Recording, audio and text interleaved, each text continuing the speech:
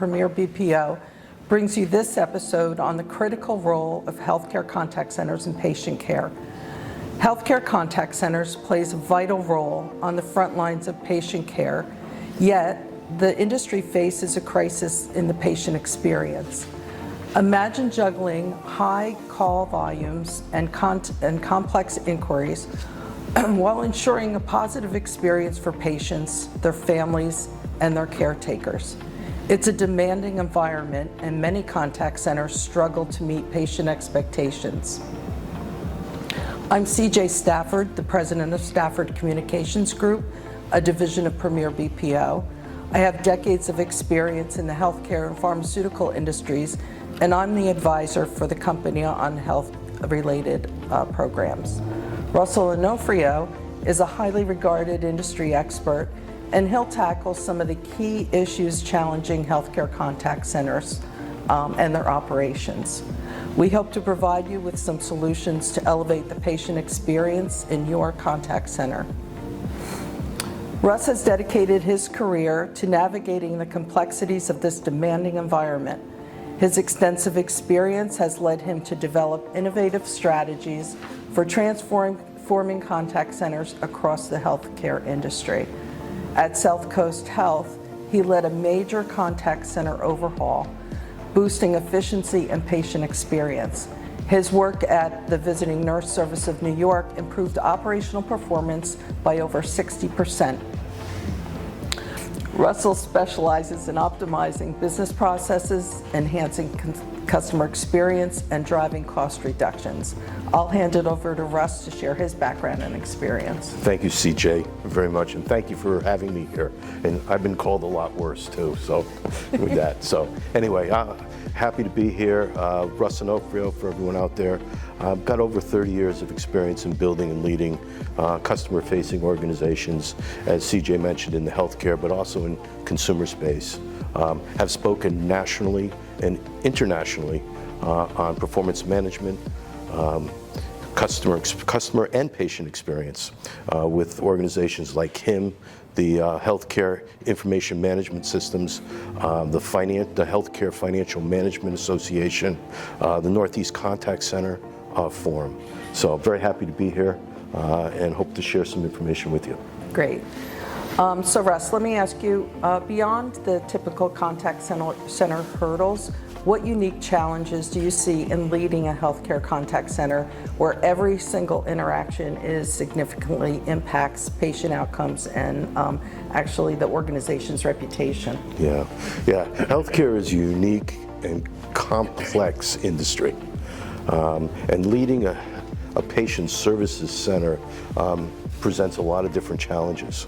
Obviously pretty similar to a lot of other contact centers out there around staffing and recruitment, around tools and technology, around quality learning development, and obviously continuous improvement.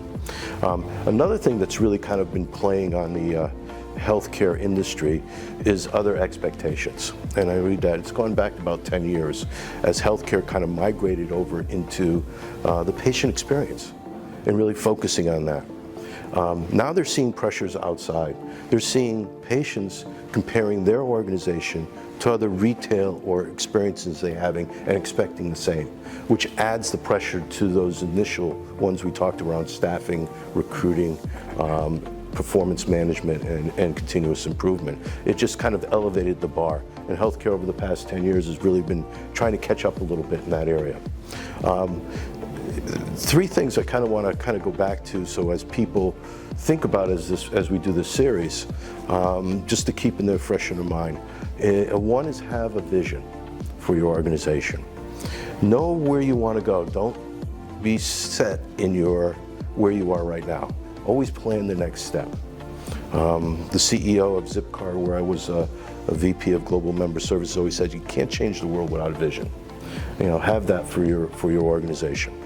The second thing is about, I call it the moral high road. Things will be bumpy for you.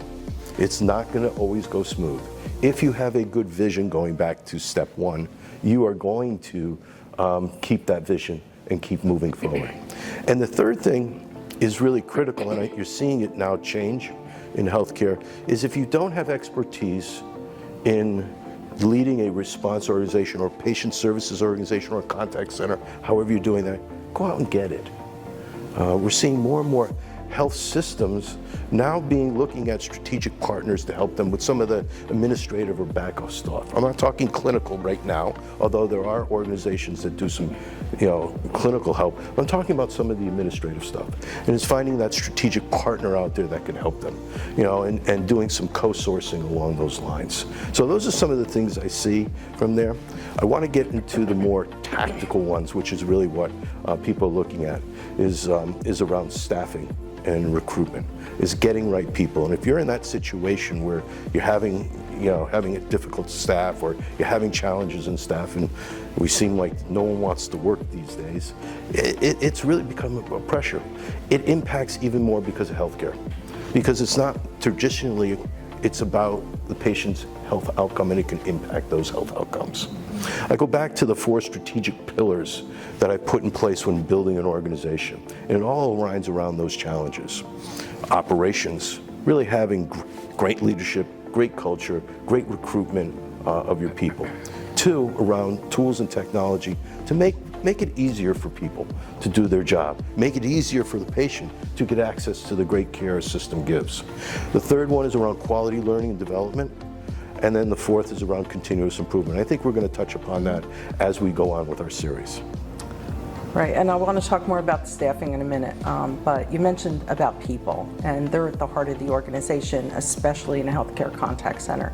Can you elaborate why staffing is a critical component of a typical, a healthcare contact center as opposed to your typical customer service contact center? Yeah, I think people are the mainstay of any patient services organization. You have to have the right people with the right knowledge to be able to support patients. You have to have a gentle balance of having the right number of people to support your patients, because it can affect our outcomes. It's really critical along those lines.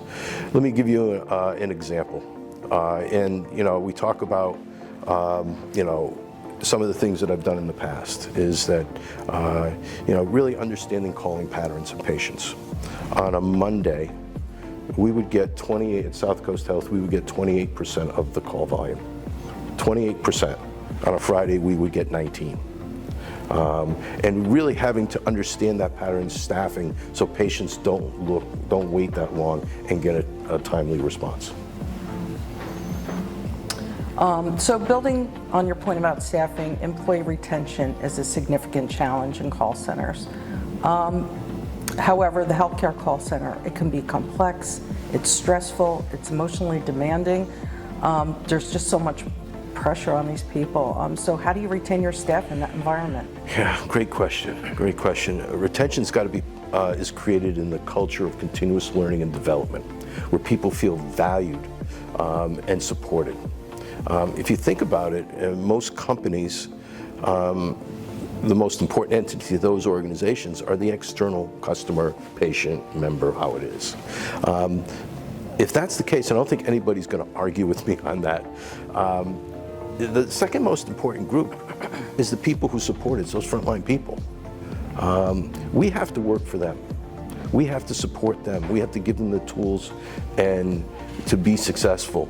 And if they can't do their job, that's my fault. It's a philosophy from Robert Greenleaf of servant leadership, being there for everybody else. And I've spoken a couple of times with some CEOs in the room talking about flipping the corporate pyramid, although we all strive to get up that pyramid right there. So I think it's about building that culture for people and understanding that we work for them in leadership. Mm-hmm. At Premier BPO, we have people all over the world, staffing all over the world. How would you, and the remote. So how do you maintain that culture with remote agents? Yeah, that's great. And this is where the big challenge comes with managing a diverse and remote workforce.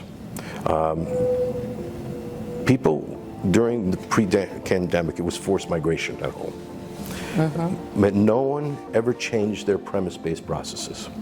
It's tough to reach out to someone and touch them and make them feel part of the culture if they're at their home or they're in a remote location away from where you are. I think you have to change your business processes to support a remote workforce. It takes more work on leadership. You have to be more communication, over-communicate. And then you have to use the tools and technology that's available out there. Setting up chat rooms, doing virtual walk-bys, of saying hello, always having your cameras on, making sure that people feel that they are still connected to the organization. Where possible, and I know when you have people at very remote locations, is actually having that, building your hub and spoke. I'm a big one on hub and spoke. Having your hub and your spoke being your people around there. And doing some rotational patterns, whether it's a day or a week, to come back to do some socialization with the organization. I think that's the key in that, is really communicating around with, as a leader and using the advanced tools that you have. Mm-hmm. So employee engagement is a critical factor in staff satisfaction and retention. So beyond offering benefits, pay, how do you cultivate that culture of engagement beyond the typical incentive programs? Yeah, when the executives at South Coast Health approached me about how I would do, how would I build this service center,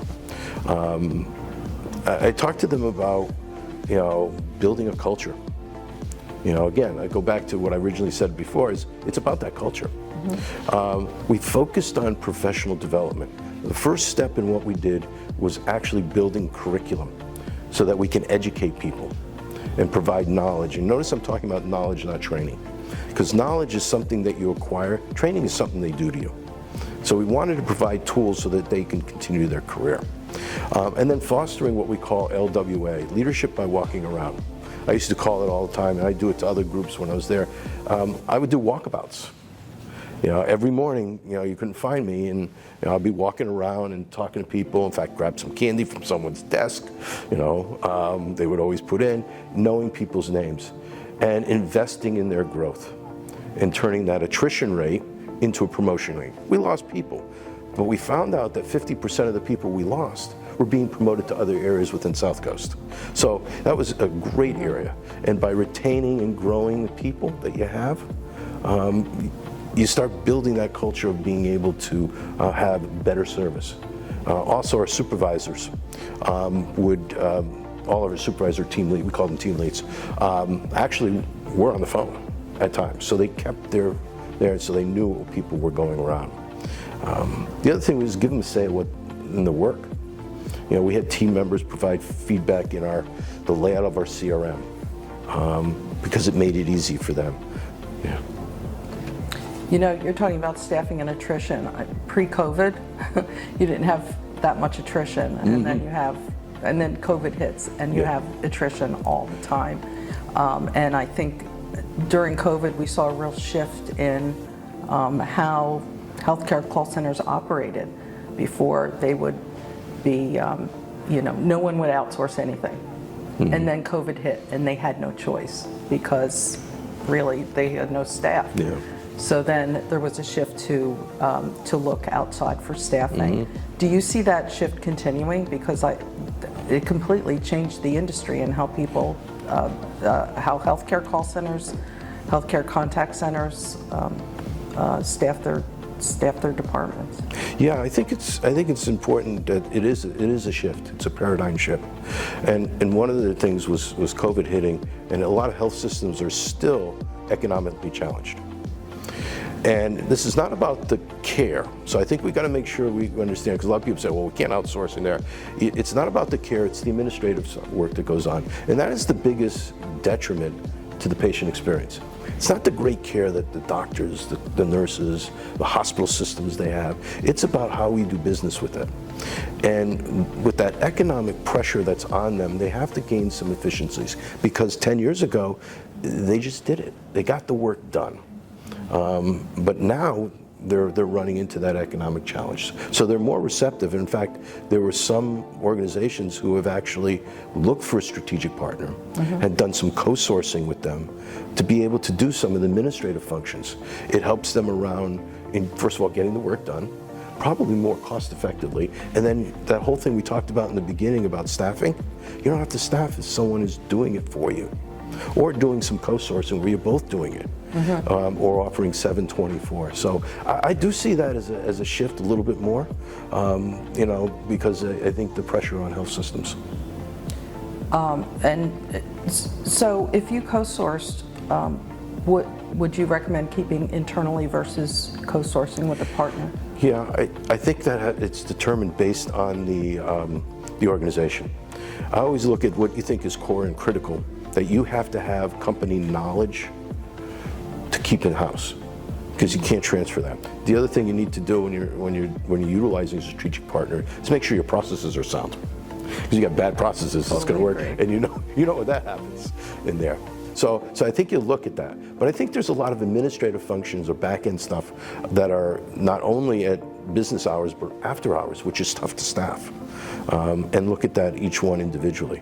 Like I said, I know people in the health systems outside of Massachusetts who are starting to look at that and have done some of that work. And financially, also what surprised me is the healthcare contact center using offshore resources, which really reduces the cost. Even 5 years ago, you'd be hard pressed to find a hospital who would outsource or co-source to a partner, let alone offshore. It's funny, because if I can just kind of add this little gesture in there, when I was at South Coast Health, when I was talking to some of the physicians that were there,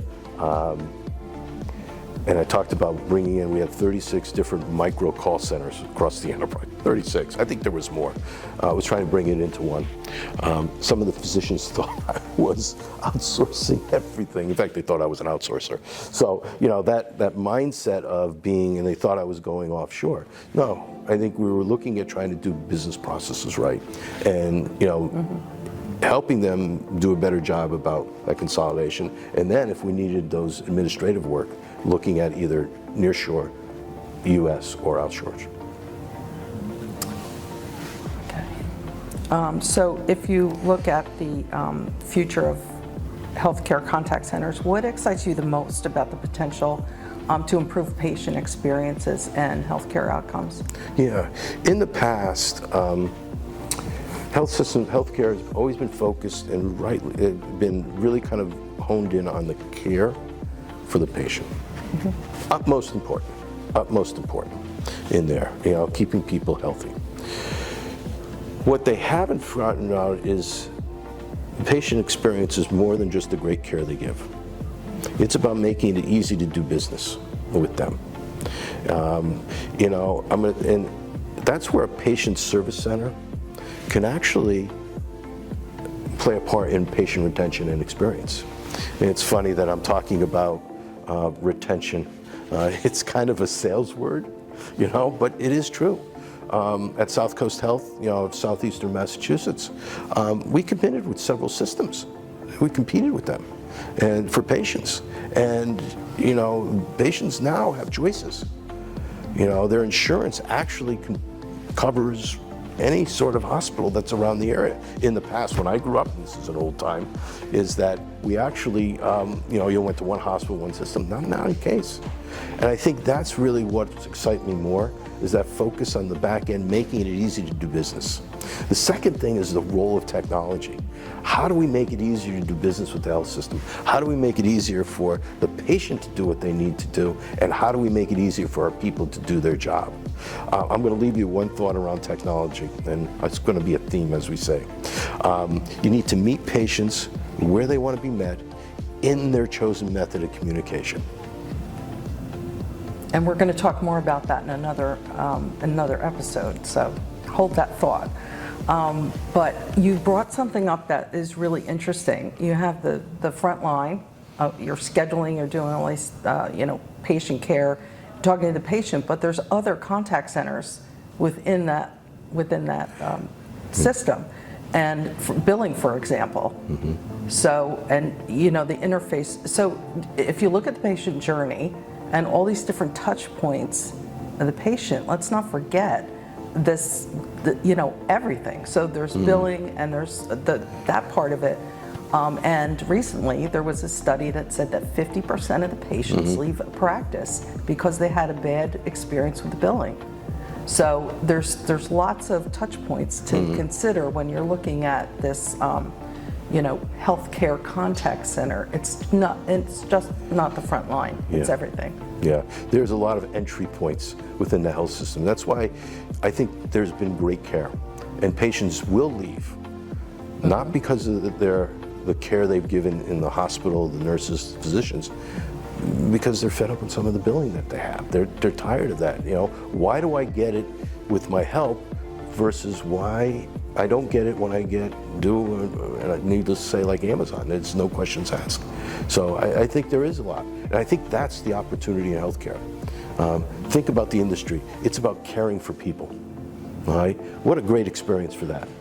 All right, if they can shore up some of the old processes that they have, and some of the understanding of what that journey is all about, the patient experience will come naturally to them.